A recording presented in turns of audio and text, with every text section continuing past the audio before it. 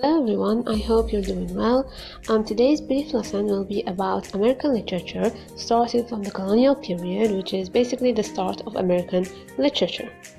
The history of American literature begins with the arrival of English-speaking Europeans in what would become the United States later.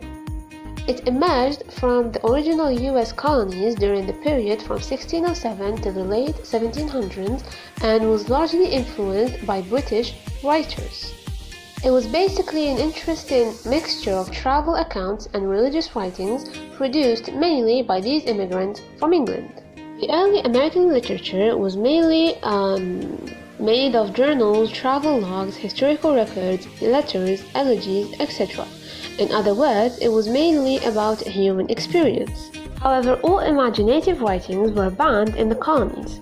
With drama and novels looked upon as evil diversions, most of the works are of religious nature. Part of the literature of this period is of religious nature because a great majority of the settlers came to America escaping from religious and political strife and persecution. These people were called the Puritans. These Puritans were English Protestants in the 16th and 17th century who sought to purify the Church of England of Roman Catholic practices. They took the sense of being God's choice and lived godly lives as individuals. Puritanism was an attempt, as I said, to purify the Anglican Church, a religious reform movement. So in order to escape this persecution, in 1608 the Puritans went to Holland because they wanted to preserve their purity. They stayed there for 12 years. However, they started noticing later on that their people are no longer interested in religion and they are no longer one community. And they heard of this virgin land, which later on was known as America. They called it Garden of Eden or the New Canaan. They saw it as an opportunity where they can practice their religion more freely, also to purify themselves, spread their faith, and bring light to people, and they were among the first settlers of America. One of the popular colonial prose writers at the time was William Bradford.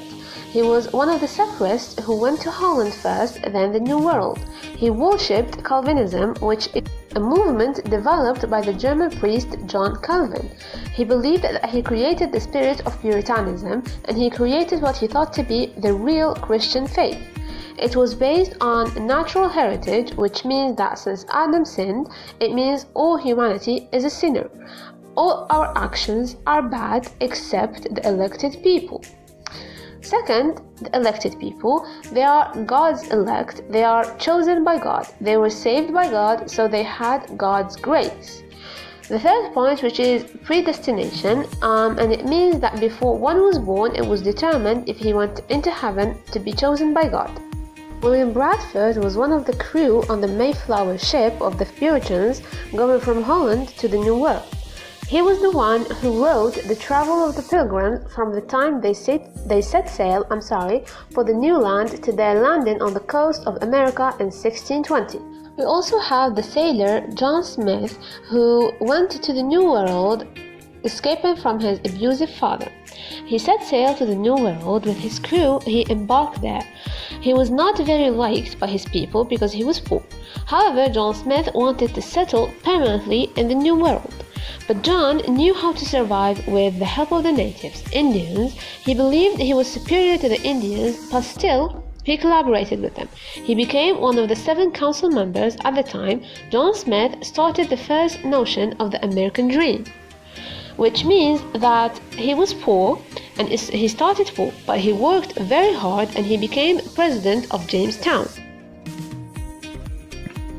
Under the saying of "He who does not work shall not eat," John created individualism.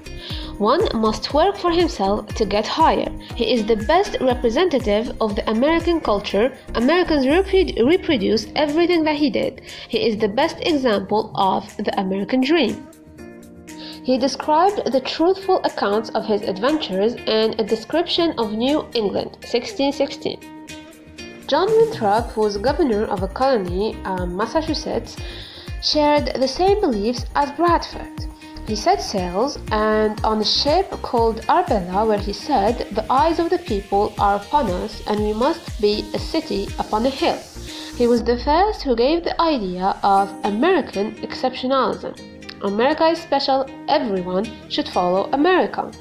When he was sailing, he composed a lay sermon which was called a model of Christian charity, in which he pictured the Massachusetts colonists divinely ordained to build a city upon a hill in New England, with eyes of all people on them, as I said before. Poetry also existed in the colonial period, even in a slight way.